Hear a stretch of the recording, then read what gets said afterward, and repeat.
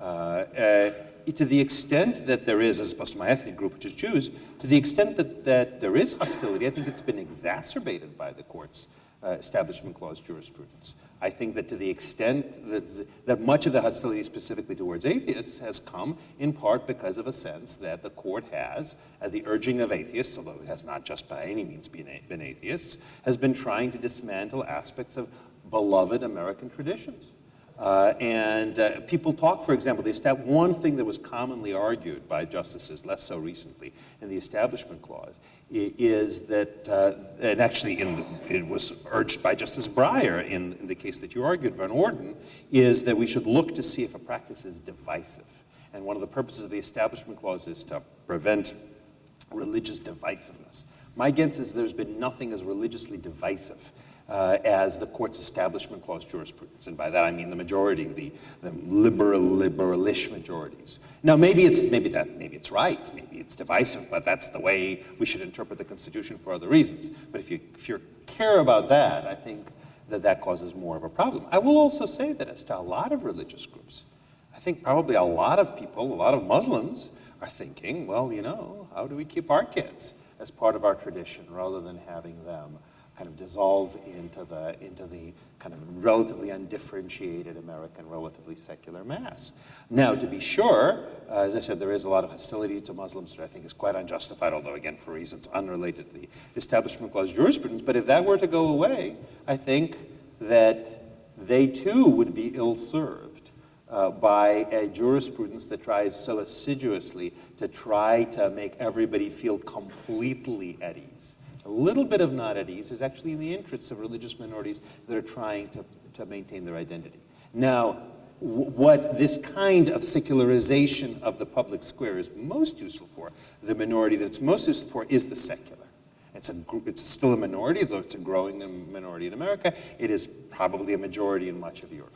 So in that respect, except insofar as there's pushback against especially the atheists from the sense that they're the ones who are driving all of this, I think to the extent that the public square becomes very bland and lacking in kind of religious national symbols, probably in the interests of that minority. So you might say that's worthwhile as a result. But I think on Dean balance, it's not very good for you. Dean Chemerinsky has been edging forward as you've been speaking. He's going to be in the crowd in a minute. So let's hear from Dean Chemerinsky. I completely disagree with Professor Volokh on this. I think Justice O'Connor got it right when she said that the Establishment Clause exists in large part to make sure that none of us feel like outsiders with regard to our own government or insiders with regard to our own government. That if we were to go to a city hall and there's a large nativity scene in front, I feel like an outsider, like it's not my government. 2 years ago, the Supreme Court decided a case called Town of Greece versus Galloway, and it involved a town outside of Rochester, New York, where virtually every month over a long period of time, the town invited a Christian clergy member to deliver a prayer, and overwhelmingly they were explicitly Christian prayers. And the Supreme Court 5-4 said that this doesn't violate the Establishment Clause. Justice Scalia was in the majority there. If I was there hearing a Christian minister deliver a Christian prayer, I would feel I'm in the wrong place, that it's not my government. And I don't think Professor Volokh's account of the Establishment Clause in any way allows for this notion. All of us should be able to feel that it's our government. That's why the government has to be secular. And I'm glad to argue with Eugene about the meaning of the Establishment Clause. He knows the cases, I know the case, we can disagree. But in terms of talking about what doctrines are best or worst for the Jewish people, I'm sorry, Eugene, you have no expertise on that. Well, along those lines, Christmas time in America, right? Christmas time is an uncomfortable time for Jewish people in a lot of ways. A lot of people feel a lot of antipathy toward the Jews because they can't say Merry Christmas, they have to say Happy Holidays. This particular organization that we're in right now, Jewish Community Center of Beach Cities, goes around the whole South Bay with menorahs at the mall, and that seems to be okay. Manhattan Beach has a tree, but it's a holiday tree. It's not a Christmas tree. It's white. It's not red and green. The cases seem to be all over the place. Somebody mentioned Allegheny. Didn't Allegheny hold that the menorah was okay, but the nativity scene was not in the same case? So let's go a little bit further on the discussion that began. Let's talk about what religious symbols are okay, when are they not religious symbols, and how do we draw a distinction? Sounds like Dean Chemerinsky, you'd get rid of all of them. You know, let's just pay attention to what's going on here. There's so many piddling things the Supreme Court had dealt with in this area. You know, graduation ceremonies, whether somebody prays or doesn't pray. How many people really go to city council meetings to listen whether there's a prayer or not?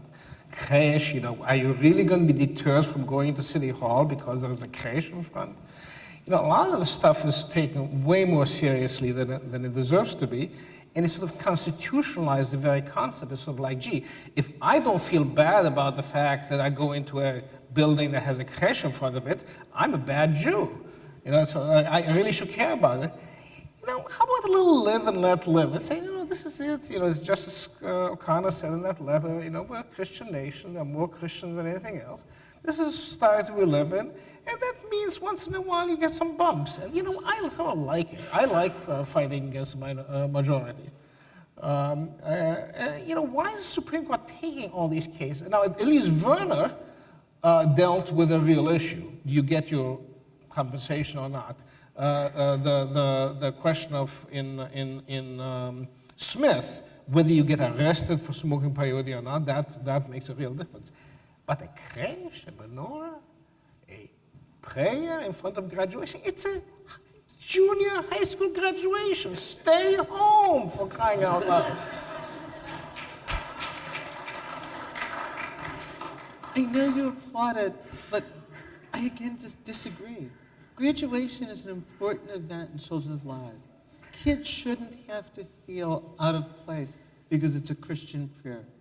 Maybe it doesn't bother you to go to a government building where there's a nativity scene. What if it was a large cross behind where the city council was meeting? There's plenty of city councils that will put a large cross behind where they're meeting.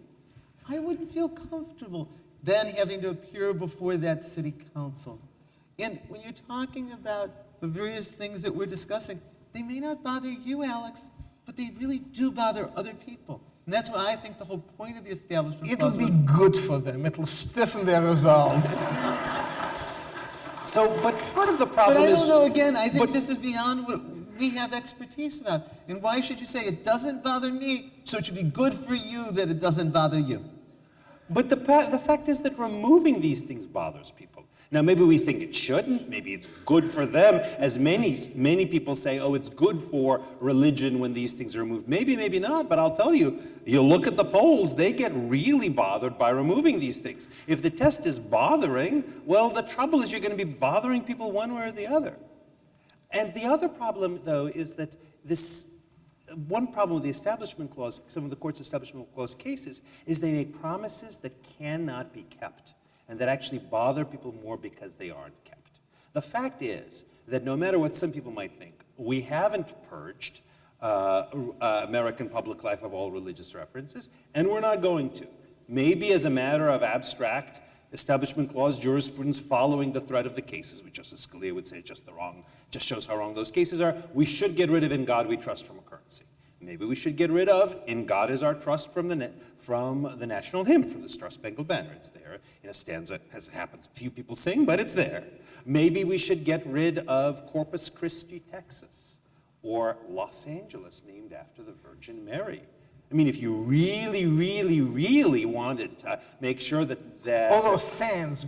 all those sands, got to go. all those sands. The East Coast is largely safe except Providence, Rhode Island. So in any event, what happens is once you start sensitizing people to that, when you say, well, you know, what about that city seal? There have been cases involving city seals, and the answer is, well, some crosses get in Austin and in Las Cruces, New Mexico, well, then you can keep them on there. And in other places, you can't keep them on there. Once you get people sensitized to them, people say, well, wait a minute, my civil rights are being violated. Not just I feel a little, pardon? Didn't they take the cross off the LA County?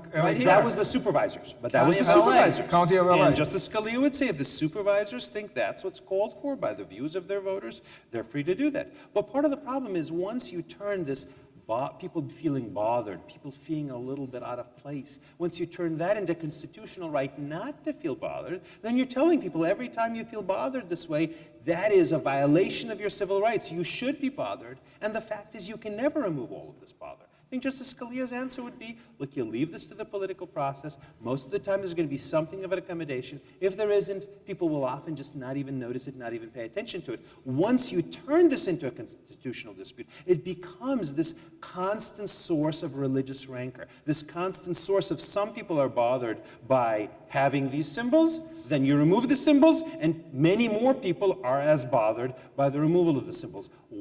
How is it good for either the religious majority or the religious minority to have these kinds of constant debates, which maybe if we have a perfect world where Justice Brennan and Justice Stevens had won all of these battles, you wouldn't have anymore because all of them would have been removed, and somehow the religious majority would have made peace with it. But we don't. It's hard to remove. Can I maybe just suggest one little thing over here? We're getting like two kinds of descriptions. So on the one hand, either we remove everything, or on the other hand, we remove nothing. No, I think there's a third option. It's just a bad me too. one. So then well, I'm going to describe it, and then you'll tell me why it's bad. Perfect. So take the town of Greece case. So the town of Greece case, they have people, every month, the town board meeting, they have somebody come and deliver a religious prayer. Up until threatened litigation, for 9 years straight, only Christians were invited. So that's like 108 in a row. 9 times, I did that right. Got it. Good. Right. Talmud check, Bible check, math check. Okay, good. Now, you read the concurring opinion of Justice Alito in that case, and he says, what that case really came down to was somebody who was making the list, and the town list, listing all the people, they just made a mistake. Oops, like a little bureaucratic whoopsie-daisy. Now, to me, when you think about this, like, how on earth are 108 in a row like a whoops, right? Like, you get 10, like 20, 30. When you get up to like 95, are you thinking to yourself, maybe something's wrong over here, maybe there's some other folks we might consider inviting? And if you ask me what a successful Establishment Clause jurisprudence looks like, what it looks like is in instances like this, where you genuinely do have people coming before a town board that is apparently religiously homogenous, a town board that is praying and using Jesus' name over 66% of the time. And then, if you don't stand up, you then ask them for a whole bunch of stuff, and you're worried about whether or not you're going to get what you want. How do we take instances of government conduct like that and incorporate, it's not like an on-off switch, but there are a wide range of religious groups and communities that you can include. And you don't just include them when somebody threatens litigation in the town of Greece. You can do it even before that as like good way of embodying the problem with endorsement, the idea that nobody should feel like a political outsider. One of the things you can do is incorporate different kinds of people. You don't need to get rid of all religion. You don't need to, at the same time, keep everything the way it is, but you need government to be thinking more proactively about the way in which its conduct and policies affect people who may not have as big of a voice they want. Your math is right, but your metric is wrong. Okay. The question is not how... I'm 50%. No. No. The question is not how many times in a row have you done it this way. The question is how many times in a row has somebody wanted to do a different way and you said no. So it seems to me if nobody asks and it keeps going along, there was, as you say, it was a town that had that had people of different religions. Maybe nobody cared. Maybe nobody really wanted something. And the first time somebody comes up and say, hey, let's have a rabbi do it, and they say, no, this is for Christians only, then you've got a problem. But nobody tried that. So it's not okay for the government to be Christian until somebody objects to the government being Christian. Why? The government should be Christian. Why? Because that's what I believe the Establishment Clause was about. There may be all sorts of reasons why people of religious minority won't come forward and complain in their community. Especially in Jews small... don't complain? There's a reason why some of the challenges with regard to school prayer were brought by people not suing in their own name but under pseudonyms, because they felt that they would be ostracized in their community. It's not okay to have a Christian country until somebody complains about it. And where I disagree here with Eugene, he was saying, if you enforce the Establishment Clause, that will cause rancor. he's right. Anytime you're enforcing the Constitution, you're striking down something the government wants to do. Anytime you're enforcing the Establishment Clause, you're striking down something that the religious majority wants to do. That leaves no role for the Establishment Clause. I don't think that the question is it going to cause rancor? I think the question is, has the government here become aligned with the religion? And in town of Greece, inviting every month for 9 years a Christian clergy member, who at least in the latter years always was delivering an explicitly Christian prayer, is impermissible alignment of the government with Christianity, even if no one complains. Well, let me give you. Go ahead. I know some people agree with Dean Chemerinsky. Let me give you a case in point from my time as chief judge of the Ninth Circuit. It's over now. But there was anybody, how many people here have been in our courthouse in San Francisco? Have seen the murals? If you go to courtroom 3, there's a mural. There are all these murals. Nobody quite has any idea what they stand for. I don't know what they stand for. But they're somehow connected with justice. But you know, I'm not sure. But there's one mural of a lady who's sitting there, and she looks like Lady Justice. And at her side are some tablets. And it's up that high on the wall. If you go up real close and you look at the tablets, there's Hebrew writing on the tablets.